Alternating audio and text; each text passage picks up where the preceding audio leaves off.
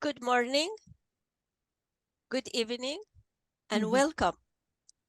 I am Magda Sherbini, professor and Middle East and Islamic Study librarians at the Ohio State University Library. I am the host of today's session.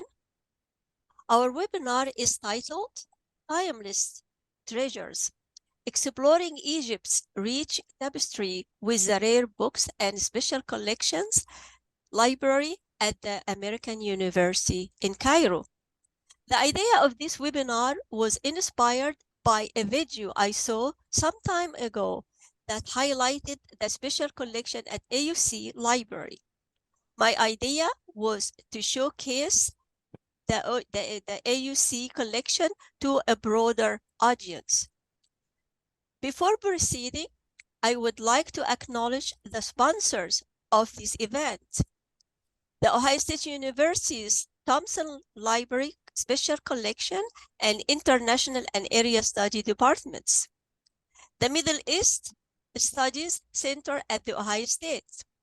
And the Near Eastern and South Asian Libraries, Languages and Cultures Department at the Ohio State. I have a few housekeeping items to share. Audio and video are muted for all attendees. Please submit your questions to the Q&A box and use the chat for general comment and discussions.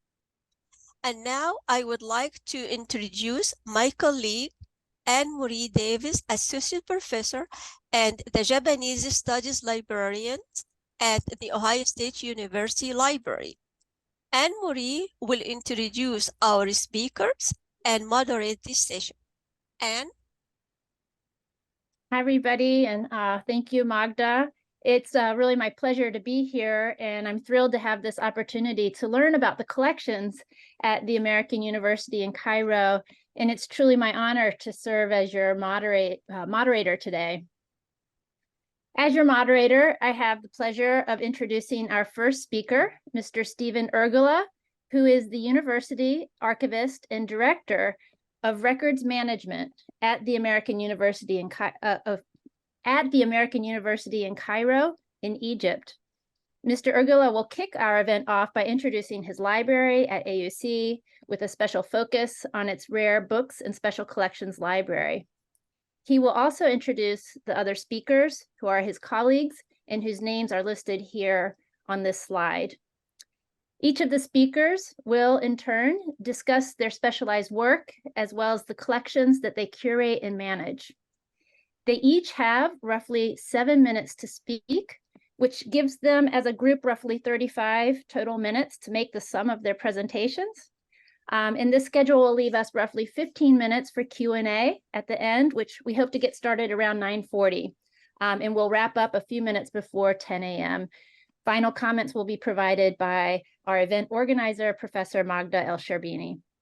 And so now, without further ado, I'm pleased to turn the floor over to Mr. Urgola. Thanks so much, Anne-Marie. It's great to join you all from Cairo. So I'll start by giving a little background about AUC, about the university. We are a private, nonprofit English language university rooted in the liberal arts. And AUC was founded over a century ago in 1919 by American Protestant missionaries who had the goal of bringing American-style higher education to Egypt. AUC enrolls 7,000 undergraduate and graduate students. A majority are Egyptian, but the student body includes many nationalities as well. The university had long been based at Cairo's Tahrir Square until most operations moved to a new campus in suburban New Cairo in 2008. So how did AUC get into the business of rare and heritage materials? In the 1950s, Islamic architecture scholar K.A.C. Creswell, a British national who spent his career in Egypt, transferred his library to AUC, where it served Arabic studies programs for many years. If you see the bookcases behind my colleagues and I, those were Creswell's. He put together this library as a personal endeavor. Over the years, other collections of books, photographs, and archives accumulated at AUC's main library down at the Tahrir campus. And in 1992, everything was brought together under one roof as the Rare Books and Special Collections Library, housed in the white villa you can see on the screen. So in that same decade of the 1990s, the library got into the area of collecting archives, like the archives of architect Qasim Fatih. We'll be hearing much more about that later on. And with the move to the new campus in 2008, the Rare Books Library was brought under the same roof as the rest of the library. So we've been here for just over a decade or so. So in 2022, RBSCL was the recipient of the UNESCO Jikji Memory of the World Prize, which is an award sponsored by South Korea, basically to give recognition to institutions that have made strides in the preservation of documentation that is of interest to the world's heritage.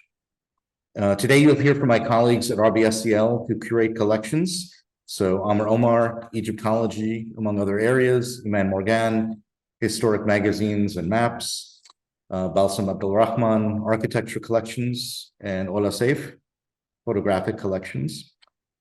But I want to mention that a basis for receiving the UNESCO Jikji Award was the range of activities that we've pursued at RBSCL over the years, and how these have been supported in large part by units like our Conservation Lab and our Digitization Center, which are shown here on the screen. AUC's University Archives is also part of the RBSCL, and that's where I've had my major area of work since I arrived in Cairo in 2001. The University Archives documents areas where AUC innovated in Egypt in higher education, in areas like coeducation, university athletics, and students' hands-on lab work. Besides tracking developments at AUC, like changes in the student body, the archives also reveals AUC's engagement with Egyptian society. So the image on the right of the screen is the legendary singer Kulthum performing at AUC in the 1930s. The archives also maintains a variety of personal papers collections that document important contributors to Egyptian society and culture. Notable are the collections of women's rights leaders in Egypt like Hoda Sharawi, Doreya Shafiq, and Aziza Hussein. You'll be hearing about other key archival collections from my colleagues also. At RBSCL, oral history has been another important means of heritage documentation. This has been a way to cover AUC's history with interviews with faculty, staff, and students. We found that the personal stories that come out of these interviews can be as enlightening as the institutional history. So the faculty member on the top left, for example, was Miss Egypt 1958. And the professor wearing glasses below, he was born in a military camp during World War II. He was the son of a British officer and an Egyptian woman from Alexandria. So these kind of personal stories come out in the interviews. We've done interviews with donors of our collections as well, like the man in the top center photograph. He was an Egyptian architect who worked with Frank Lloyd Wright in the US for many years, and he gifted his archives to us. Other oral histories bring in members of sub-communities in Egypt. Below on the screen shows a project to interview elderly villagers at Gorna in southern Egypt, villagers who were relocated from their homes. And the gentleman on the right was an Egyptian Protestant minister who spoke about his experiences during the 1956 Suez War.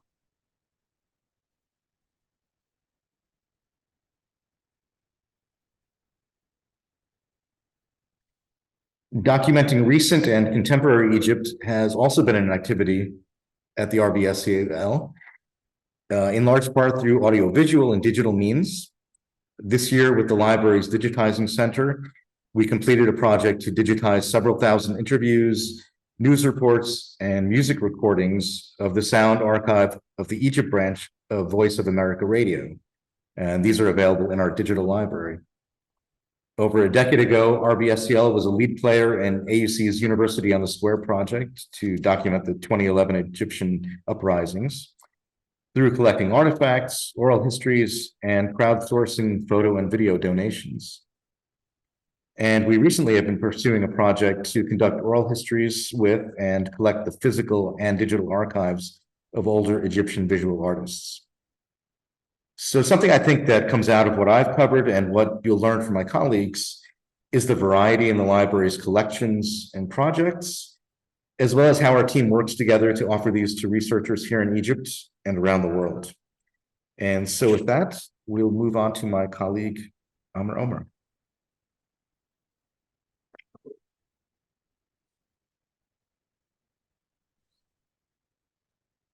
Thank you.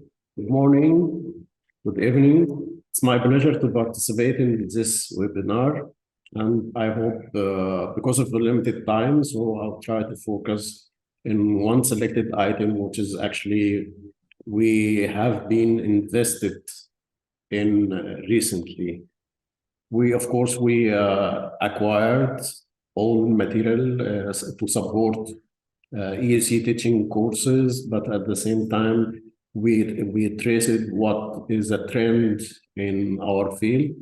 In my area, which is Egyptology, archive became a fashion, especially during the COVID-19, because no one was allowed at that time to participate in the field trip or excavation. So they started to turn into the archive and the storage and try to explore what they have it for years, untouched and maybe unknown.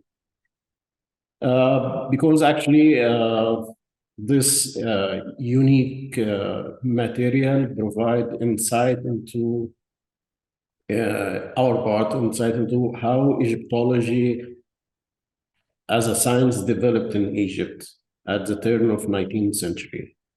This material we have been collected in last 5 years, as far as I remember, actually attract a lot of international researchers as well as Egyptian scholars.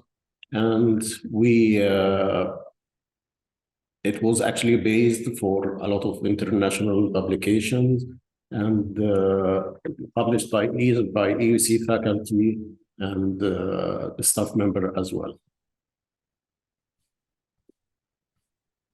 Egyptology is usually associated with French expedition to Egypt and the subsequent monumental publication Description de l'Égypte, excuse-moi French, or Description of Egypt, from which actually Champollion greatly benefited in this, deciphering the Rosetta Stone, who actually later became the world's first Egyptology professor in 1830.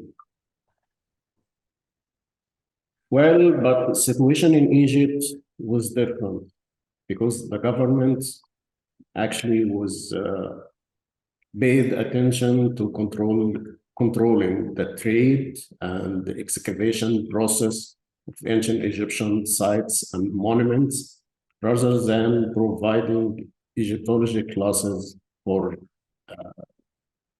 the Egyptian. In the screen here, as you can see, this is view of the first museum, ancient Egyptian museum, which is called the Urgola. As you can see, general view, and inside, one of the 19th century traveler actually depicted this interesting actually illustration, because it shows that the Egyptians themselves were interested seeing and visiting the museum, as well as the international or travelers who came to Egypt specifically to attend.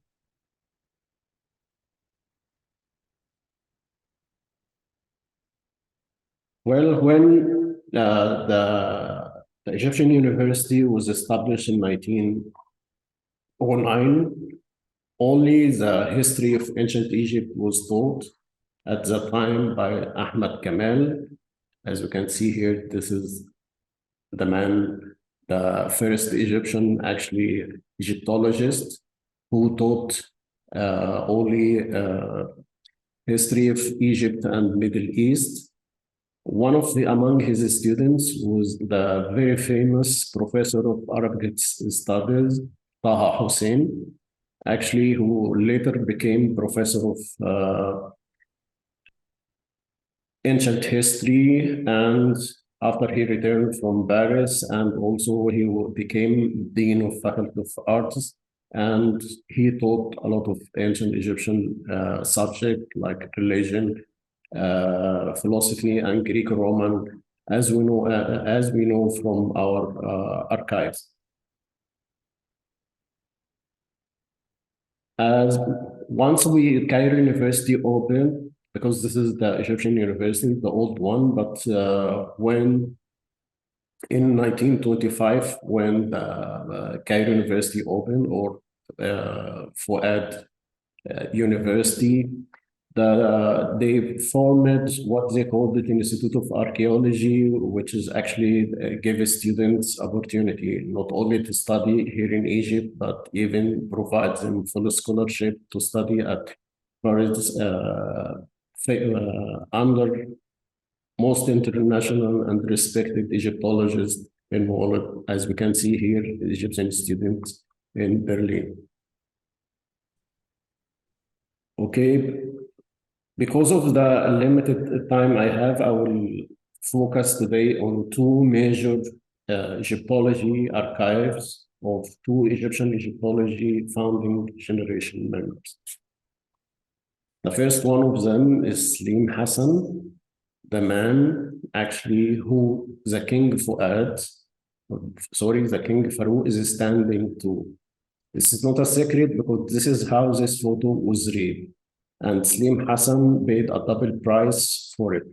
He was forced later to resign from all his governmental posts, as he was professor at Cairo of Egyptology at Cairo University and director of university excavation and Giza Plateau, as well as he was deputy director of the Antiquities Service, the entity which was managing, controlling all the archaeological activities and museums in Egypt.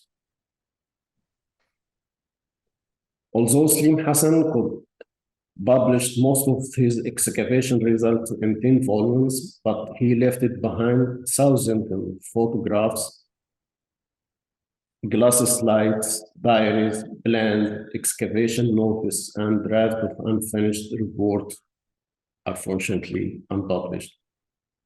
Likewise, Abdelrahman Abu Bakr, professor of Egyptology at Cairo University and director of Egyptian University excavation. Abu Bakr conducted and directed several excavation and archaeological projects at several locations in Egypt and Nubia. Nevertheless, he published very few reports before he died in 1976, however, we were lucky to compile and preserve his archive from several resources on different locations under one roof here at AUC.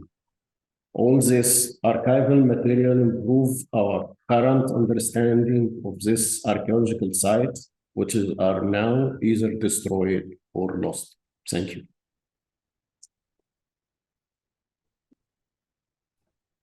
Okay. Hi, everybody. So from the collections, rich collections that we have, I would like, from my domain, that time can contain, I want to show you few samples of the historical periodicals that we have. One in Arabic, one in English, and one in French, which all were published in Egypt. The first one is the El Moshir, or the Counselor magazine, that was published in the mid-19th century it was a weekly satirical newspaper published in Alexandria, Egypt in 1894. Our holding starts from 1896. The editor-in-chief was Selim Shaheen Sarkis, a Lebanese who lived in Egypt till he passed away in 1926.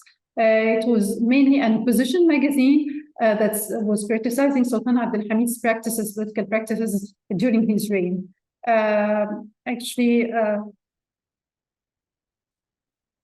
Serkis gave a focus on major political events at that time, especially the Armenian massacres, which occupied his front page caricatures that was very daring, and his opposition to Sultan Abdelhamid, actually, in his whether in text or drawings, were very daring to the audience at that time. In addition to the politics, Serkis actually dedicated a regular column on women's status and role in Egyptian society. He even gave his front cover to publicize a feminist magazine called Mir'at al-Hasna, or the Mirror of Beauty, published in 1896. And actually, it was later discovered that Serkis impersonified a woman character to voice the Egyptian ladies in the 19th century. It wasn't actually popular for Egyptian ladies to publish, to be in charge of, very rare, in charge of editing magazines. Due to Serkis' very daring and bold style, we've noticed that he's changed the masthead logo into the royal togra, or the royal stamp, and he replaced the name of the Khidevi with the liberated Moshir. And actually, that was after his. It was said he was sentenced to death because of his very daring opposition, and he fled overseas. And when he came back after the cancellation of the sentence, he changed. He tried to be somehow aligned and be gracious to the Ottoman Empire. So he imitated the royal stamp on his magazine masthead. Actually, there's a digital copy now of the issues on our digital library. Not OCR yet, but the images is an open access for researchers worldwide. Moving to another example of an Anglophone magazine that was published, and it was a weekly journal started in 1892, targeting the British expats living in Egypt and the Egyptian English-speaking elite at that time. The subtitle of the Sphinx magazine has changed several times, from English Weekly to the English Illustrated Weekly to the Middle East Illustrated Weekly. It was a trend at that time, especially later on the 20s, to use the illustrations and photographs more intensively than text. Actually, the magazine recorded many social, political, economic, and arts events of Egypt, for Cairo, in particular. Sphinx was used, has a very high impact on research, because it was used as a primary source for researchers on various topics. One of the latest papers was about the evolution and the development of the automobiles or vehicles in Cairo, especially between the elite society in the 20th and 1920s.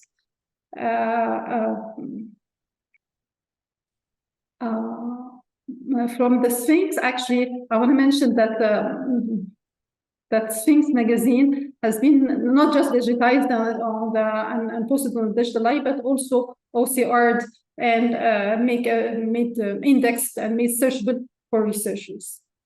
Another sample is Eman magazine. It was a Francophone weekly magazine published in Egypt for 40 years, starting 1929 till 1969. It was published by Dar el-Hilal, a governmental publisher who was responsible for publishing in Musawwir, Arabic, the same name, but in Arabic, all the illustrated. After the Second World War, and until ceased publication in 1969, the magazine became more political, focusing on international affairs and international Egyptian politics. Okay, image covers and size has changed and varied from the big cut to the smaller cut, and in general it uses iconographic language that appeals to audience, accelerating pace of life. At that time, it was a rich illustrative source for researchers working on Cairo cosmopolitan neighborhoods, cultures, or celebrating celebrating different occasions and feasts and many other topics.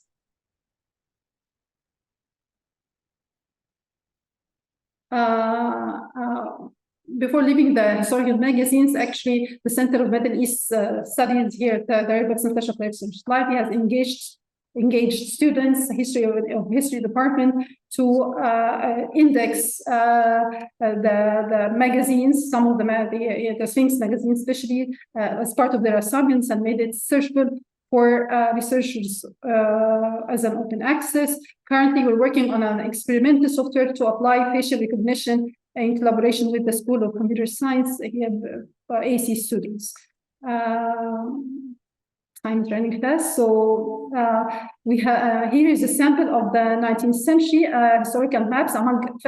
We actually have around 50,000 maps, historical maps. That is a great primary source. One of them is this version of an annexed map to the imperial decree of Farman for Muhammad Ali, defining his borders during his guardianship to Egypt in 1841.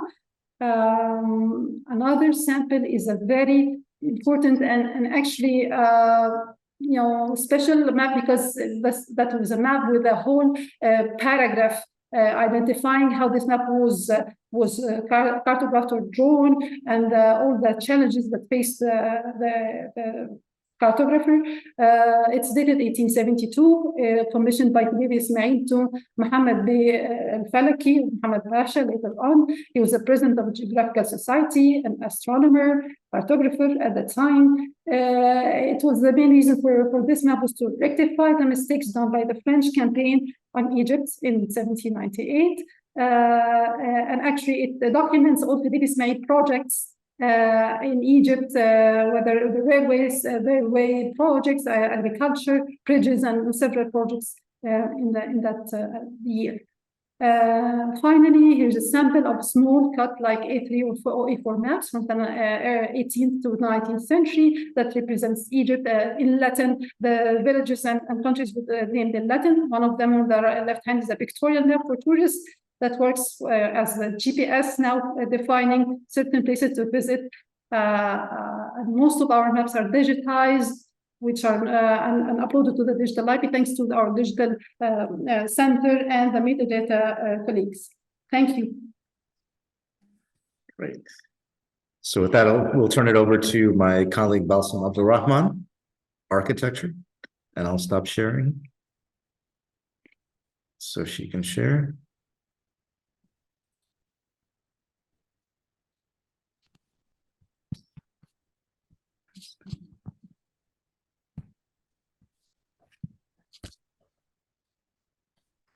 Hello, everybody. Thank you for joining us. My name is Balsam Abdelrahman. I am the curator of the architecture collection here at the Rare Books. The regional architecture collection houses architectural archives resources like plans, drawings, models, and other materials from many of Egypt's and Middle East leading 20th century architects. We have also materials for historic Islamic architecture in Egypt. Some of our collections, you can find them online on the Rare Books digital collection. The Rare Books, the architecture collection here at the Rare Books started in 1994 with the collection of Hassan Fathi. Hassan Fathi is probably the most famous Egyptian architect in the modern era, and his archives is here. We have his architecture, not just his architecture collection, but he donated all the content of his house. Hassan Fathi he won the gold medal for the World International Union of Architects in 1984, and he's best known for advocating environmentally sustainable and affordable houses using traditional local building materials such as mud brick. He always said, build your architecture from what is beneath your feet. Fathi colored gouaches, like the one you are seeing here, is his most famous and valuable part of his collection. Here are some of his other colored drawings. We have 22 gouaches and colored pencil drawings. As you can see how he is having his influences, we can see this is a mausoleum. To the left is a mausoleum he designed in the 40s, and it's in the Mamluk Islamic style of Egypt. To the left, you can see a drawing. He wrote the play and he depicted a scene from the play in the famous Persian style of drawing. And and you can see another drawing in a Pharaonic style. As you can see how he is influenced by the ancient Egyptian style in depicting his drawings, his architectural drawings. This is one of his very early farm projects, farmhouses.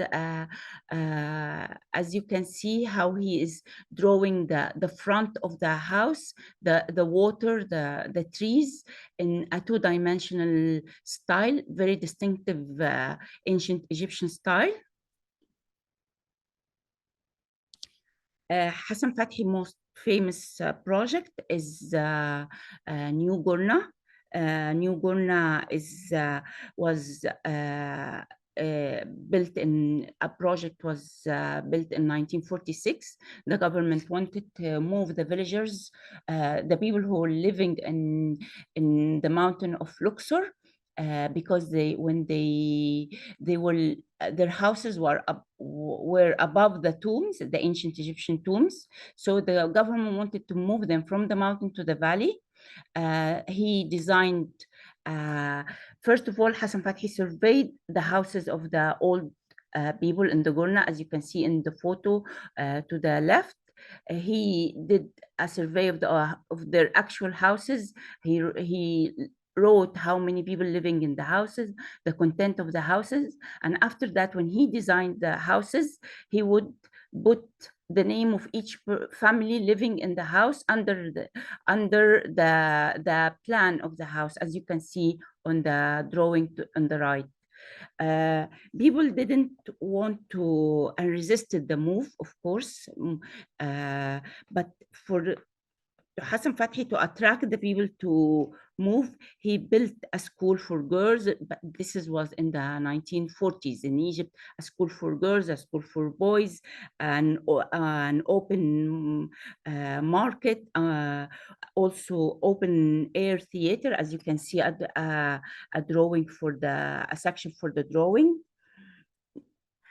Fathi drew this gouache in 1945 to promote his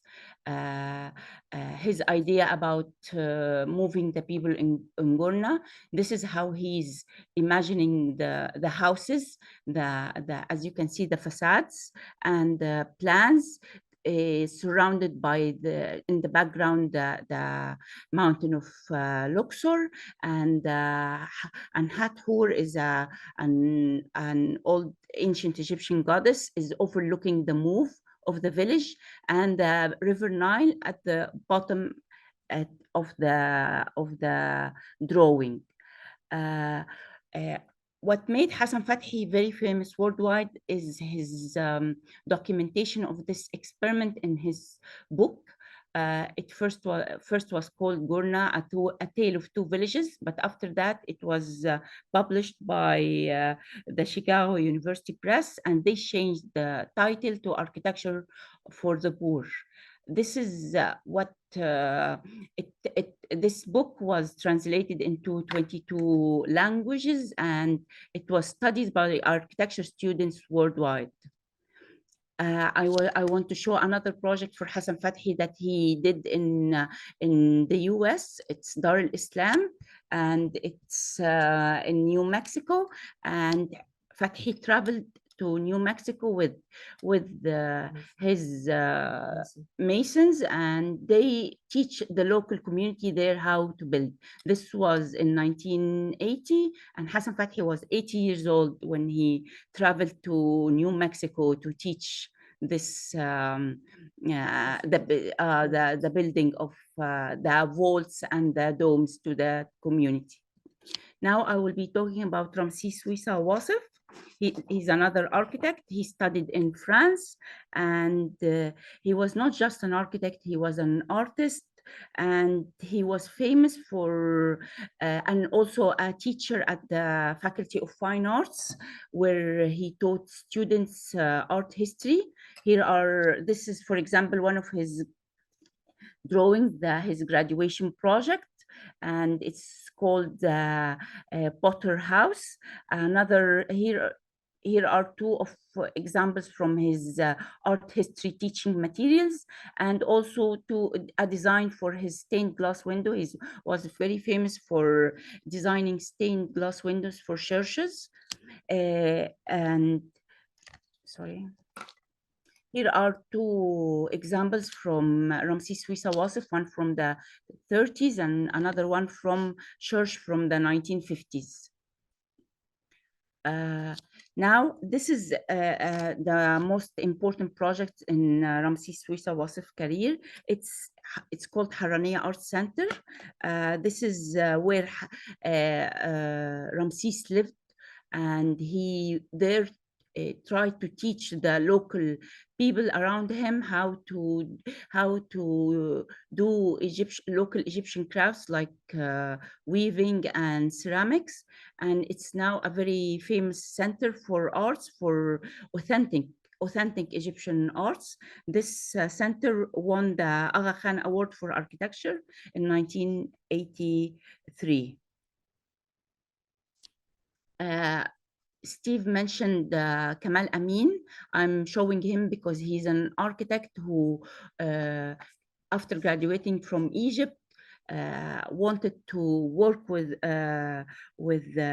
Frank Lloyd Wright, and he traveled to the US, and he joined Frank Lloyd Wright's fellowship in Phoenix, and he continued working for his office till 1971. After that, he started his own practice, and this is two examples from his collection that Steve brought to us from the US.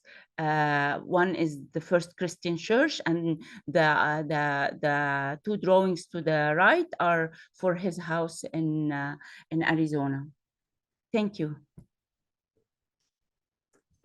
Well, my name is Aula Saif. I'm curator of the photography collections. And as you can see on the slide in front of you, we have an array of, we house an array of photo collections that focus essentially on various aspects of Egypt and the Middle East.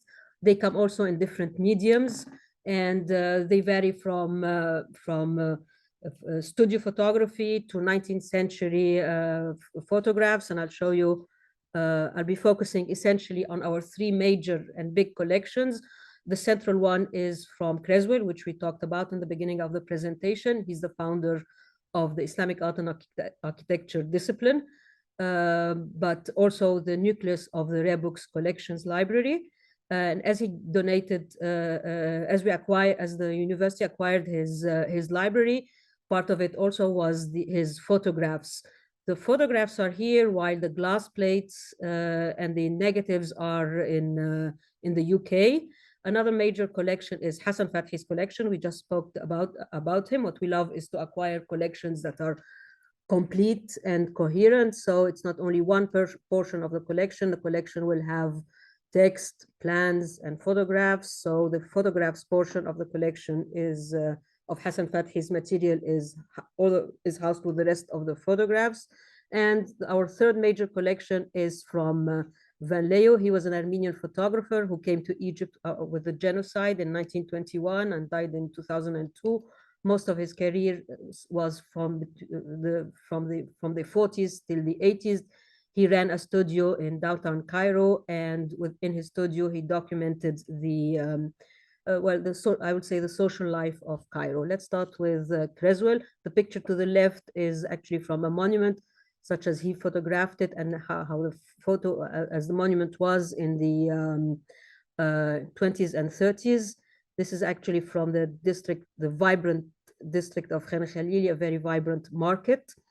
And the picture to the right is of the same building from the other side, but it comes from the Hassan Fathi archive. And this is something that we often do, is to match our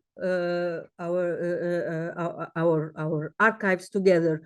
When a researcher comes to us with a topic, we try to cater to him from all different collections. And the central picture is from the product is the product of the research of from one of the theses that we have. So we try to benefit and to harvest all our collections and come up with a basket of photographs. Similarly, one of our faculty members focused on the photographs of Creswell, and he asked many of his MA students to get portions of their thesis and to make out of them chapters for his book, Creswell Photographs Re-Examined, as you see it in the left. But some of the unintended pictures, some of the pictures contain some unintended items which cater to many of our researchers. So, for instance, cinema, lifestyle, streets, casual life, all that come from the archives. They're meant for something, but they can cater to something completely different, which the actual photographer did not have in mind when the pictures were taken. And that's our role here as curators, to see behind the picture and to try to get the maximum out of it. As we were talking about Hassan Fathi and we saw his plans, here are some examples of his photographs. They can range from glass plates, the groundbreaking of Gurna in the bottom right picture. That's him himself inspecting the work as in Gurna in the 40s. But as he grew older, he couldn't go to the site. So as you can see on the photograph here, he writes his notes and he sends them to the client with a junior architect working for him. And you see the development of his different projects. He also traveled worldwide. And as he was traveling, he collected photographs and he took photographs, inspirational photography. And there are teaching tools that constitute his photographic library. As for the Van Leo collection and the Van Leo archive, it contains a lot of celebrities, but I chose to show you the same topic photographed once and again from different perspectives. And over the years, these are some of his wedding photographs. And you see the number at the bottom, the number of albums that contain wedding photographs and couples. So from very traditional photographs in the 40s to military men, or from Sudanese and refugees getting married and taking photographs in his studio. Those again are pictures we thought would end up only in the houses of the people who were photographed. They turned out to be a subject of study for many scholars, and there was books and theses and term papers that are written about fashion, clothes, the wedding institution, etc. However, the picture to the left comes from a private collection, a family photograph, and I chose to include it here just again to emphasize how all our collections survive symbiotically, and they help each other. They help students and the researchers benefit from them. Well, we were speaking about Van Leo. He also loved taking self-portraits. All these pictures are of him in different poses. He spent most of the 40s and in the early 50s taking self-portraits. In the 80s, he became too old, so he fantasies. Just as you can see here, that's him holding pictures of also him in the 40s. He was never a pilot, yet you can see him here in uniform. He took just a posed pictures, and he just played and was in the business of fantasy and taking pictures of himself, never showing them to anyone. We're back to the studio and seeing the different material. We have a great collection of Underwood stereographs. We've played once with different softwares to make them become 3D on the screen, on the computers. These stereographs are scanned and on our digital collections library. One of the most favorite topics we come across is Nubia. Many researchers worldwide come to us asking for Nubia photographs. Well, while there is a collection of Nubia photographs in the Social Research Center of the university, which we now have at the library. There are also pictures of Nubia, 2 albums of Nubia from the Hassan Fathi collection. We have the collection of an artist called Margot Veillon. She also, as an artist, would go to the site, take pictures, and use them as inspirational. When she would come back home, she would paint her the picture, make paintings out of the pictures that she took. So the topic of Nubia is also one of the many topics that are catered for from various collections, overlapping on top of each other. One of our great collections are our postcards. So you see, this is a print from 1910, and there were thousands of them circulating on the market. Tourists would buy them and send them back home. But the more rare ones are the ones hand painted, as the one to the left here. We particularly love the ones that have, that have text on the back, postcards that were sent back and forth. And actually, there are a subject to many studies. There was a class that was tailored just around the text on the back of the postcards. And the picture to the left is a general scene from streets of Cairo. Researchers love looking at these and reconstructing what Cairo looked like 50 years ago, 70 years ago. And that's exactly the purpose of the photographs. They're either taken to reconstruct, to reminisce on, or to reconstruct a place, or for scholars who want to restore a location and they come and see whether it was, what it looked like, so that they can restore it properly. Interestingly, sometimes there are faulty restorations, and they also come to us to see what it really looked like and to compare and to pinpoint errors. With that, I would like to end this section on the photographic collections. We can spend days looking at them. We're talking about 500,000 photographs, so of course time won't ever be enough. But I would like to pass on to Steve and perhaps to our panelists and the organizers in Ohio. Thank you all, and I'll turn it to back to the opening screen. Thanks, Ola, and I'll pass it on to Anne-Marie to open the Q&A. I'll stop the share. Great. Can you guys hear me? Yes. You can, yes. Okay. Well, thank you again. That was just a really wonderful, brief presentation. It's very obvious that you have a truly rich and fascinating collections at your university. And it was really interesting to hear about all of the digitization efforts. I was particularly intrigued by the comment about the 3D representations of some of your materials. I'm going to go ahead and look to the questions in the Q&A panel. I'll prioritize those. Some questions did come up in the chat, and if we get time, we'll go over there. But we probably only have time for about 2 or 3 questions, depending on the length of the answers. So to just rush right in, the first question that came in on the Q&A was about your oral histories. Hannah Kauri, I hope I'm pronouncing your name correctly, asked for your oral histories of the AUC staff. What are the interviews about? So for the AUC institutional oral histories, it's quite a range. We actually inherited from the 1960s and early 70s some oral histories on cassette tapes with individuals who had been at the foundation of AUC in the 19-teens. So we do have this kind of unbroken stretch to the present day. We sort of use the oral histories institutionally as guideposts to find out what's happening in certain programs at the university. So sort of the nuts and bolts of who's in charge in what area and how certain programs were developing. But they also give a good sense of the life of the university. For example, what was it like for a foreign hired faculty to come on board and experience Egypt? What was it like for students who were involved in student strikes and demonstrations? how were they inspired, and how did they go along with the course of their student movement.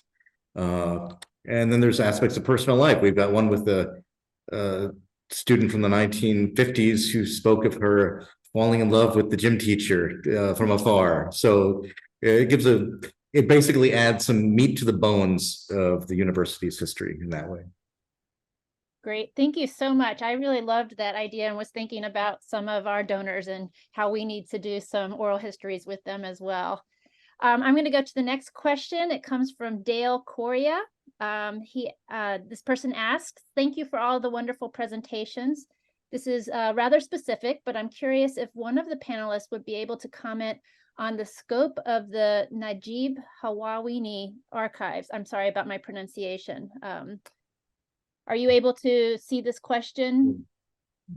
Well, we just had a presentation made to a class on that, so I'll let Eman speak to them. Yeah, actually, the Najib Hawawini collection is a variety of not just documents and school calligraphy notebooks, and also stamps and letters that's collected to print. Najib Hawawini is a basic collection for design class, graphic design, calligraphy and epigraphy, and we give an orientation class for the School of Graphic Design and Visual Arts each semester. For them, it's a very sourceful material for studying the Persian letters, the Arabic letters, and different Arabic calligraphy styles like Thulus and Nasr and Raqa and different styles. So it's preserved in our archives. It's not digitized yet, but well indexed and well, classified. A nice feature is that it's got the metal printing plates that were used to produce the books from which students could learn proper handwriting. Great, thank you. I have a question that I thought of while I was hearing, in particular, the slides on Egyptology. So perhaps for Omar, as well as it came to me in hearing about some of the collections from the architect Hassan Fathy. Your presentations made me aware that these materials must be accompanied by or attached to physical material objects. And so I was just curious to hear if you're collecting any of those too, and what your collection policy is on physical objects.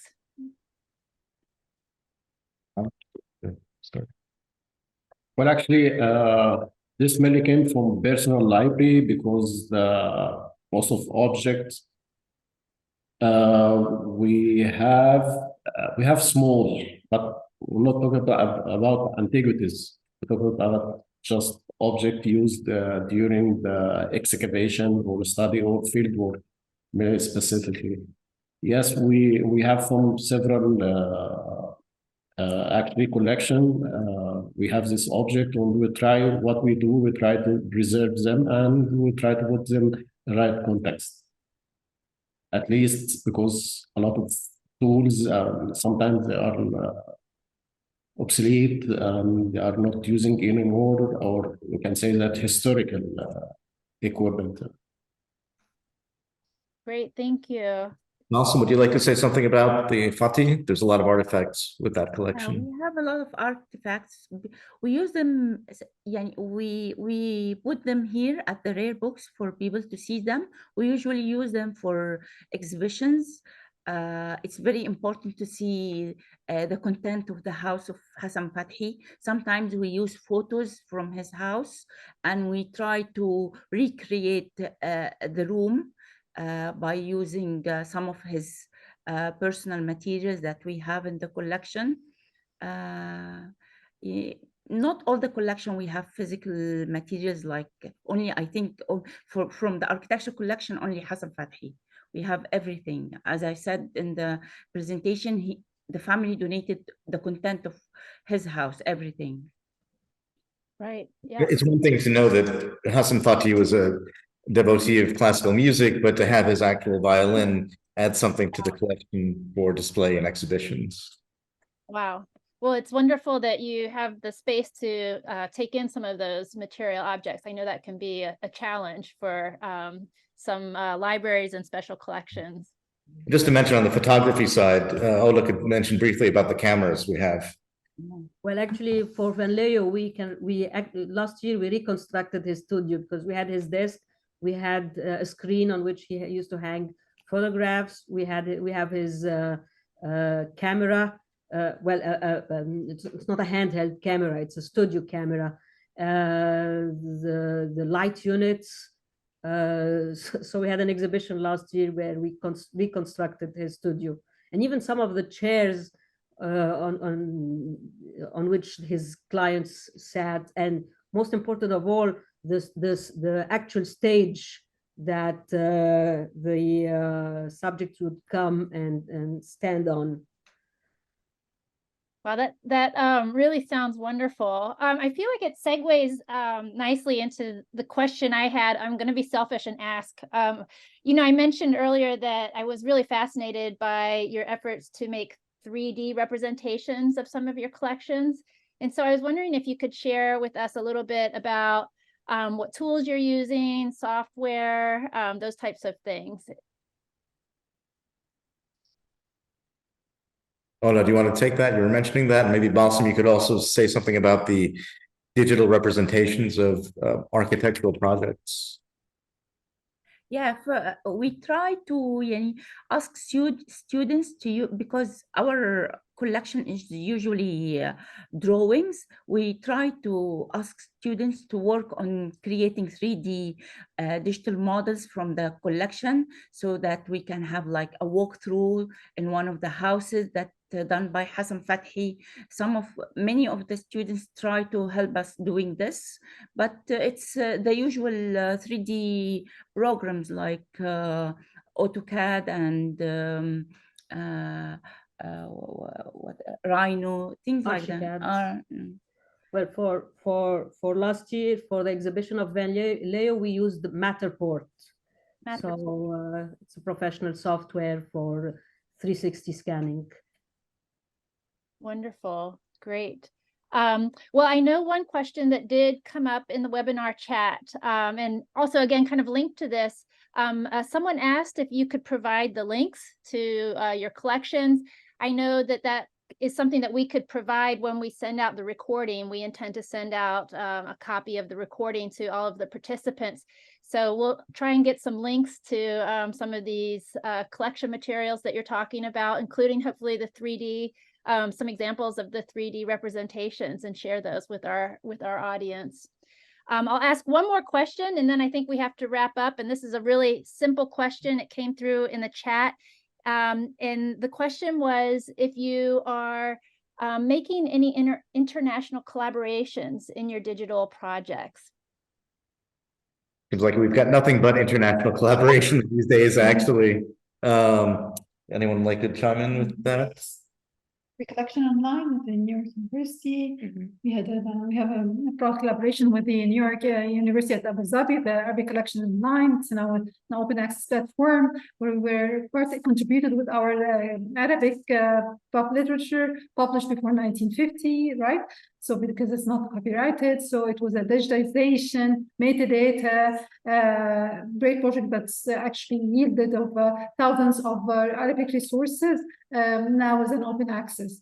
Another collaboration there, maybe we can.